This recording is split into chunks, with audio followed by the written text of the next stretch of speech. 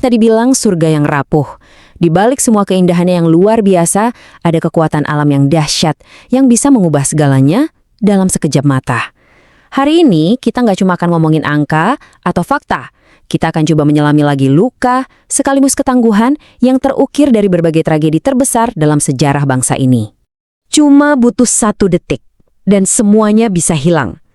Ini bukan sekedar kutipan, Boh. Ini adalah kenyataan pahit yang pernah dialami langsung oleh ribuan saudara kita. Sebuah pengingat yang keras, betapa tipisnya batas antara hidup dan kehancuran. 230.000. Coba, berhenti sejenak dan bayangin angka itu. Itu bukan cuma statistik di layar. Itu adalah ayah, ibu, anak, sahabat.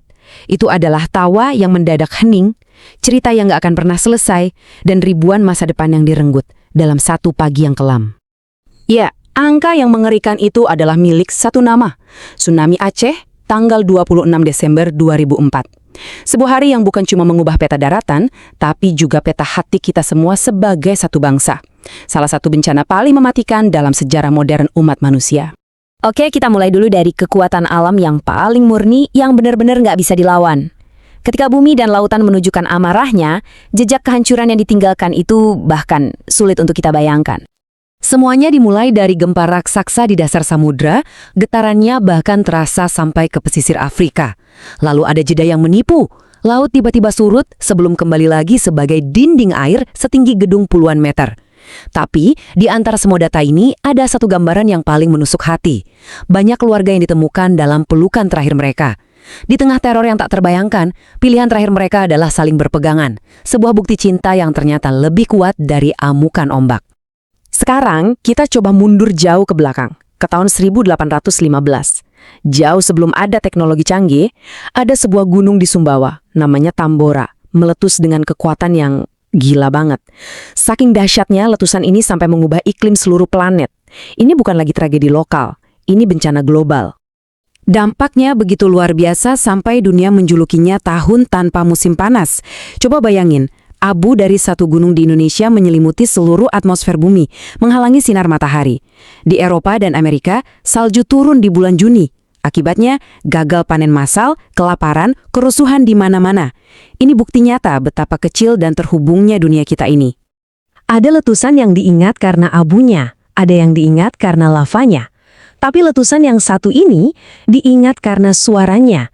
Suara paling keras yang pernah tercatat dalam sejarah manusia. Suara yang katanya seperti dari neraka. Inilah Krakatau. Gini deh, coba bayangin. Ledakannya terjadi di Selat Sunda, tapi suaranya terdengar jelas sampai ke Australia. Bahkan, kedengaran sampai di sebuah pulau dekat Afrika, ribuan kilometer jauhnya. Gendang telinga orang-orang yang dekat bahkan pecah. Letusannya juga memicu tsunami yang menelan daratan dan membuat langit senja di seluruh dunia jadi berwarna merah darah selama berbulan-bulan. Alam itu nggak cuma menyerang dari atas atau dari laut. Kadang, ancaman terbesar justru datang dari pijakan kita sendiri. Nah, di bagian ini kita akan lihat momen-momen mengerikan ketika tanah di bawah kaki kita berubah wujud jadi pembunuh. Tahun 2018, Palu mengalami mimpi buruk yang berlapis-lapis. Pertama gempa dahsyat, lalu disusul tsunami. Tapi ada teror ketiga, sesuatu yang jarang banget terjadi dan jauh lebih mengerikan.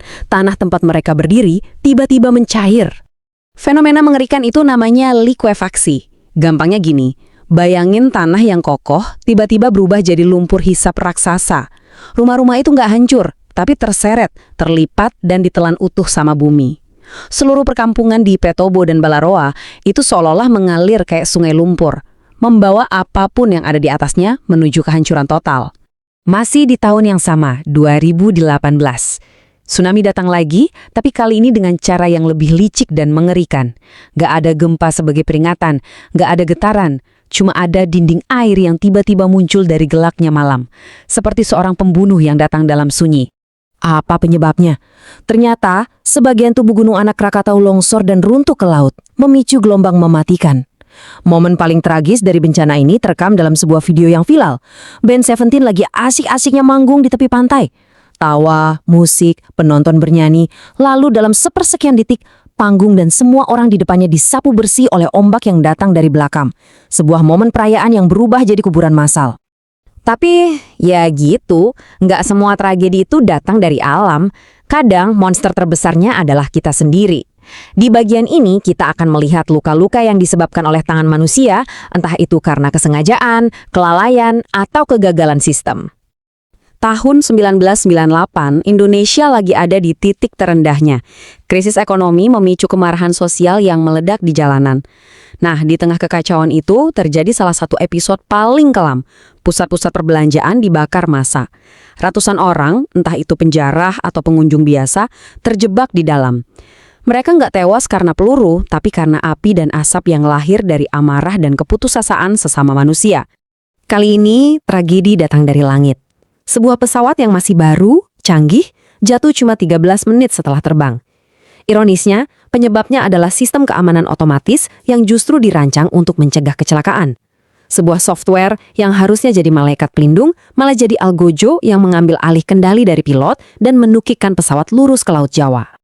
Coba kita urutkan rantai neraka ini, langkah demi langkah. Pertandingan selesai, ada kerusuhan kecil pecah di lapangan. Lalu, sebuah keputusan fatal diambil. Gas air mata ditembakkan ke arah tribun yang padat penonton.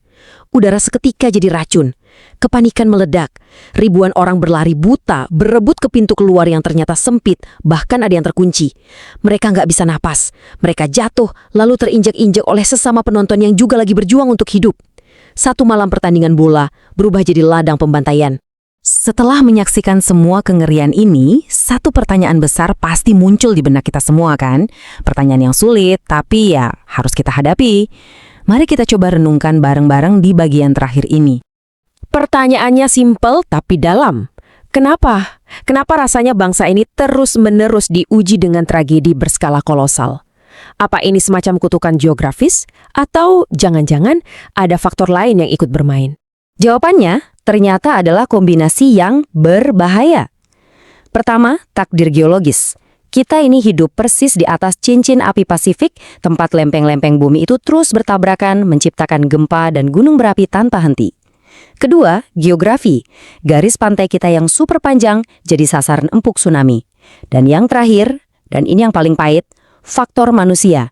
Kadang, kelalaian dan kesalahan kita sendiri yang mengubah sebuah risiko alam menjadi bencana yang mematikan. Pada akhirnya, sejarah memang membuktikan. Indonesia itu bukan cuma indah, tapi juga menyimpan kekuatan yang mematikan. Tragedi-tragedi ini bukan sekedar cerita masa lalu, tapi pelajaran abadi buat kita. Mereka mengingatkan kita bahwa hidup di surga ini menuntut kewaspadaan, ketangguhan, dan yang paling penting, kepedulian satu sama lain. Karena pada akhirnya, cuma itu yang kita punya saat bumi kembali bergetar. Sampai sini sudah paham? Jadi kalau teman-teman ada yang mau ditanyakan, silahkan komen dan bantu channel ini menjadi lebih besar dan maju.